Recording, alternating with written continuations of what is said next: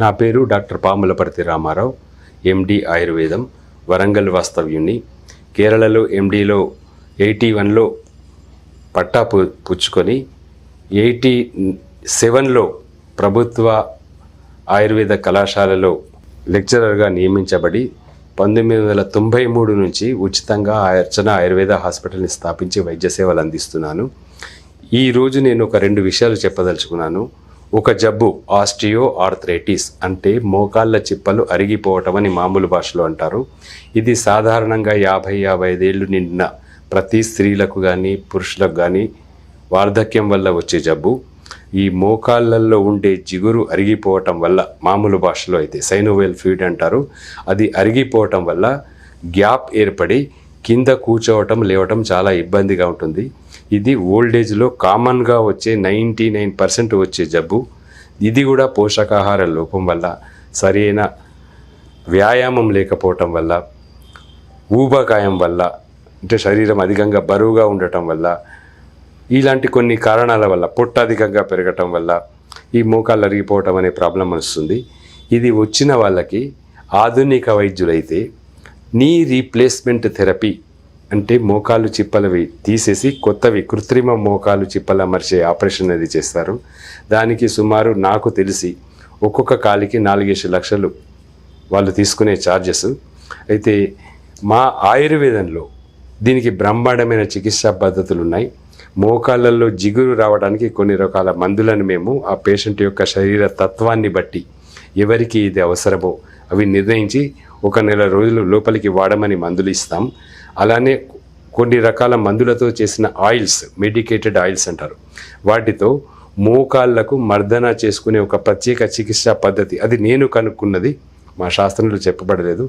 ఆ పద్ధతి ద్వారా గనక ఆ మెడికేటెడ్ ఆయిల్స్తో మోకాళ్ళను ఈ రకంగా మర్దన చేస్తే 5 నిమిషాలు ఉదయం రాత్రి మర్దన చేసి తర్వాత వేడి నీళ్ళల్లో కర్చీఫ్ లాంటిది ముంచి కాపడం పెట్టడం, హాట్ ఫార్మెంటేషన్ అంటారు దాన్ని, అలా చేస్తే కరెక్ట్గా 1 నెల లేదా 40 రోజుల్లో ఆ మోకాళ్ళకు మళ్ళీ శక్తి పటుత్వం వచ్చి అందులో మళ్ళీ ఫ్లూయిడ్ ఫామ్ అయిపోయి ఆ పేషెంట్ కూర్చోవటం లేవటం ఈజీ అవుతుంది, ఫ్రీగా నడవగలుగుతాడు. ఇది 40 రోజుల కోర్సు మాత్రమే. ఎంత దీర్ఘకాలికంగా ఉన్నప్పటికీ, ఎన్ని సంవత్సరాల నుంచి ఉన్నప్పటికీ, అసలు ఏమాత్రం కింద కూర్చోవటం రాని పేషెంట్కైనా సరే 40 రోజుల్లో చక్కగా కింద కూర్చొని లేచేట్టుగా చేయవచ్చు. అనవసరంగా ప్రజలందరికీ విజ్ఞప్తి, దయచేసి ఆపరేషన్స్కి వెళ్ళకండి, మోకాళ్ళ చిప్పలు మార్పించుకోకండి. కృత్రిమంగా ఏది పెట్టినా దానివల్ల పూర్తి సక్సెస్ అయితే ఉండదు, 100% గ్యారంటీ ఏ డాక్టరు ఇవ్వరు. కనుక దయచేసి ఈ జబ్బుతో ఉన్న వాళ్ళు కూడా మా హాస్పిటల్ని సందర్శించండి. 1 పైసా ఖర్చు కాకుండా మందులకు మాత్రం మీరు భరించాల్సి ఉంటుంది. రాసిన మందులు కొనుక్కోండి, ఆయిల్స్ తెచ్చుకోండి, మర్దన చేసి మిమ్మల్ని బాగు చేస్తానని ఈ ఛానల్ ద్వారా మీకు అందరికీ తెలియజేస్తున్నాను. అదేవిధంగా ఫ్రూజన్ షోల్డర్ అని ఒక జబ్బు ఉంటుందండి. అనగా ఒక చెయ్యి మామూలుగా ఇలా పైకి లేపుతాడు, ఇంకో చెయ్యి లేపడం మాత్రం కష్టం. ఇది ఇలానే ఉంటుంది. ఎందుకు లేకపోవడం కారణం అంటే ఇక్కడ ఉండే షోల్డర్ జాయింట్, ఇలా ఉండాల్సిన జాయింట్ యాక్సిడెంట్స్ వల్ల కావచ్చు, వ్యాయామం సరిగా చేయకుండా ఎక్కువ తక్కువ బరువులు ఎత్తటం వల్ల కావచ్చు, పడిపోవటం వల్ల కావచ్చు, జారిపోతుంది, ఇలా బయటకు వచ్చేస్తుంది. దీనికి ఆర్థోస్కోపీ అని 13,000 రూపాయలతో జారిందా లేదా, పక్కకున్న లిగమెంట్స్ ఏమైనా తెగిపోయాయా పరీక్ష చేయడానికే ఆర్థోస్కోపీ అనే టెస్ట్ చేస్తారు. ఆ టెస్ట్కి 13,000 ఖర్చు. మళ్ళీ దాన్ని ఆ ప్లేస్లో కూర్చోబెట్టడానికి మళ్ళీ 1 lakh రూపీస్ వరకు ఛార్జ్ చేసుకొని సర్జరీ చేస్తారు. ఏ మాత్రం సర్జరీస్కి వెళ్ళకుండా, ఆర్థోస్కోపీకి వెళ్ళకుండా వస్తే మా ఆయుర్వేదంలో చెప్పబడ్డ ఒకే ఒక ఆయిల్, ధన్వంతర తైలం అనే ఒక ఆయిల్ని ఉపయోగించి ఒకే 1 నిమిషంలో మర్దన చేసి ఈ షోల్డర్ జాయింట్ని 1 నిమిషంలోనే ఇలా లేపేట్టుగా చేస్తానండి. ఇలా ఎంతోమందికి చేశాను కూడా. దయచేసి ఈ ఫ్రూజన్ షోల్డర్తో బాధపడే వాళ్ళు ఏమాత్రం టెస్ట్లకు వెళ్ళకుండా, స్కాన్లకి వాటికి దిగకుండా మా హాస్పిటల్కి వచ్చి వారి జబ్బు తగ్గించుకోవాలని మళ్ళీ ఛానల్ ద్వారా ప్రజలందరికీ విజ్ఞప్తి చేస్తున్నాను. ధన్యవాదాలు. ప్రస్తుతం నేను చెప్పవలసిన విషయం సియాటికా అనే ఒక జబ్బు గురించి. ఈ సియాటికా అనేది నడుము నొప్పితో పాటు ఒక కాలంతా వెనక సైడ్ నరం లాగటం అనే లక్షణంతో ఉంటుంది. దీనికి కారణం వెన్నుపూసలోని, నడుము ప్రాంతంలోని వెన్నుపూసలోని డిస్కులు L3 L4 ప్లేస్లో కావచ్చు, L4 L5 కావచ్చు, L5 S1 కావచ్చు, ఎక్కడైనా సరే బయటికి వచ్చి సియాటికా నర్వ్ అనే ఒక నర్వ్ మీద ప్రెషర్ వేయటం వల్ల కాలంతా లాగుతూ ఉంటుంది. ఈ జబ్బు సాధారణంగా సాఫ్ట్వేర్ ఇంజనీర్స్కి, రిక్షా డ్రైవర్స్కి, ఆటో డ్రైవర్స్కి, లారీ డ్రైవర్స్కి, బస్ కండక్టర్స్కి, బస్ డ్రైవర్స్కి 99% ప్రస్తుతం ఉన్న జనాభాకి వస్తున్న జబ్బు ఇది. ఈ జబ్బుకు ఆధునిక వైద్యంలోనైతే ఫస్ట్ ఎంఆర్ఐ స్కాన్ దింపుతారు, ఎక్కడ డిస్క్ జారిద్దో తెలుసుకుంటారు. ఆ తర్వాత బెడ్ రెస్ట్ అడ్వైజ్ చేయటం, అలానే లంబార్ బెల్ట్ పెట్టడం, పెయిన్ కిల్లర్స్ ఇవ్వటం, అయినా తగ్గకుంటే చివరిగా లామినెక్టమీ అనే ఒక ఆపరేషన్ 2-3 లక్షల ఖర్చుతో చేస్తారు. ఇది ప్రస్తుతం జరుగుతున్న వ్యవస్థలోని ఆధునిక వైద్య చికిత్సా పద్ధతి. అయితే భగవంతుడి దయ వల్ల, మా నాన్నగారు ఇచ్చిన స్ఫూర్తి వల్ల ఆటోమేటిక్గా నేను ఒక ఇన్సిడెంటల్గా ఒక డిస్క్ మేనేజ్మెంట్ మసాజ్ థెరపీని కనుక్కోవటం జరిగింది.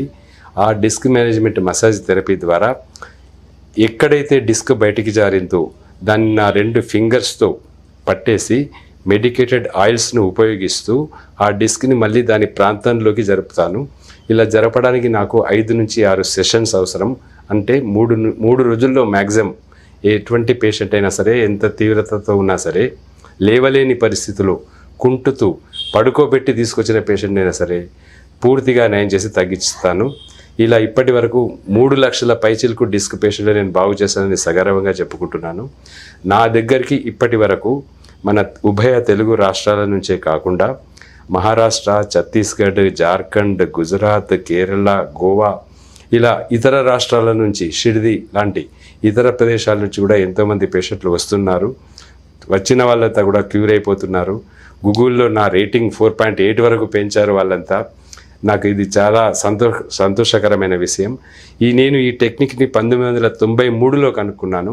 అప్పటి నుంచి సుమారు రోజుకి 300కి తక్కువ కాకుండా వరంగల్లో మట్టెవాడ ప్రాంతంలో పోలీస్ స్టేషన్ ఎదురు సందులో అర్చన ఆయుర్వేద హాస్పిటల్ అనేది స్థాపించి అందులో ఈ వైద్యం చేస్తున్నాను.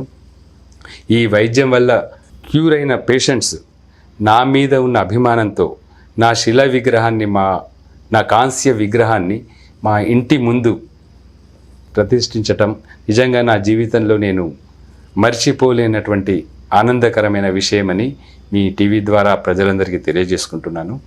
ఇకపోతే సర్వైకల్ స్పాండిలైటిస్ అని మరొక జబ్బు ఉంటుంది. ఈ జబ్బు మెడ ప్రాంతంలో ఎముకల నుంచి డిస్కులు బయటికి జారటం వల్ల మెడ నొప్పితో పాటు కుడి చేయి కానీ ఎడమ చేయి కానీ, ఒక చేయి మొత్తం తిమ్మిరి పట్టడం కానీ, తీవ్రంగా లాగటం కానీ ఉంటాయి. ఈ సమస్యను సర్వైకల్ స్పాండిలైటిస్ అంటారు.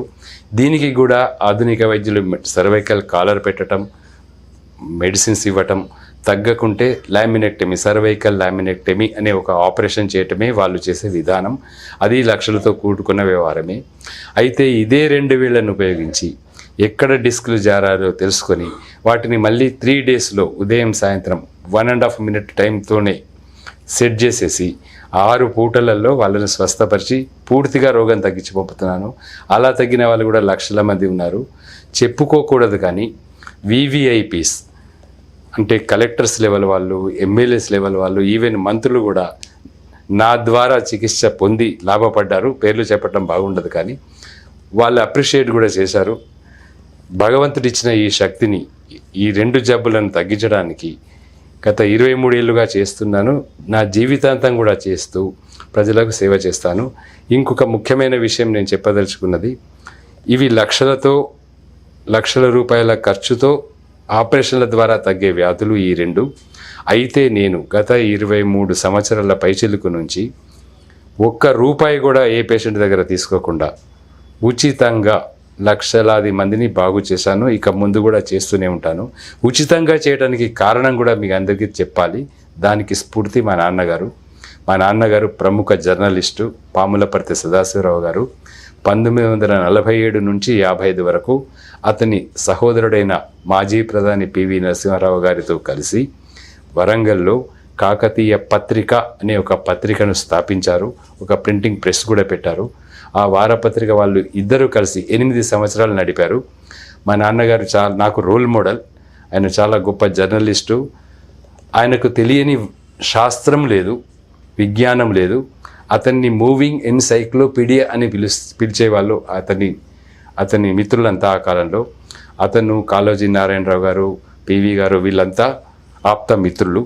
మా నాన్నగారు నాకు ఇచ్చిన సూచన మేరకు, బాధతో వచ్చే రోగిది దయచేసి ఒక డబ్బు ఆశించకుండా ముందు బాధ తగ్గించు, అతనికి తగ్గినాక ఏమైనా సంతోషంతో ఇస్తే స్వీకరించు, కానీ డబ్బులు అడగకు అని నాకు ఎప్పుడో 25-30 ఏళ్ల క్రితం నేను చదువుకుంటున్నప్పుడు చెప్పిన ఆ మాటలనే స్ఫూర్తిగా తీసుకొని గత 28 సంవత్సరాలుగా ఉచిత వైద్య సేవలు అందిస్తున్నాను.